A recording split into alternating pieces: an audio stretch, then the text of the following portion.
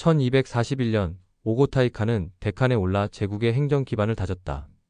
그는 자사크라는 관습법을 제도화했고 거란 출신 재상 야율 초제의 건의를 받아 새 법을 정비했다. 안정된 제도 위에서 그는 두 번째 유럽 원정을 결심한다.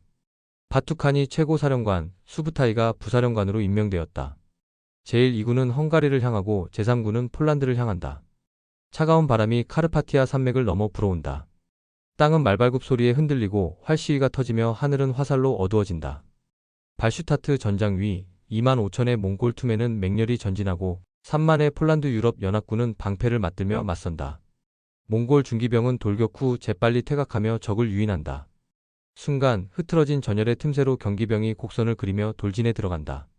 쇳소리와 비명이 뒤엉키고 기사들의 방패와 대검은 무거운 짐으로 변한다. 실레시아 공작 헨리크 2세의 목이 잘려 땅에 떨어지고 유럽군의 오른쪽 귀는 잘려나간다. 4월 9일 발슈타트 전투에서 유럽 연합군은 괴멸했다.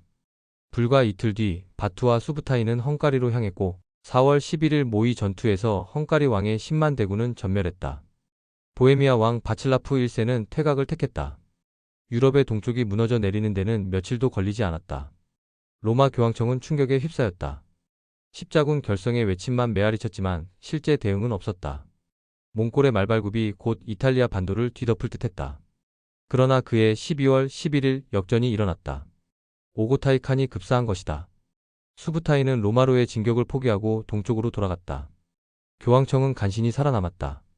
남유럽은 구사일생으로 목숨을 건졌지만 폴란드는 바투의 킵차크 칸국의 공격에 시달리며 쇠락했다. 분열된 공국시대가 찾아왔고 왕국은 다시 공국으로 격화되었다. 형제들끼리의 권력 투쟁은 나라를 더욱 무너뜨렸다.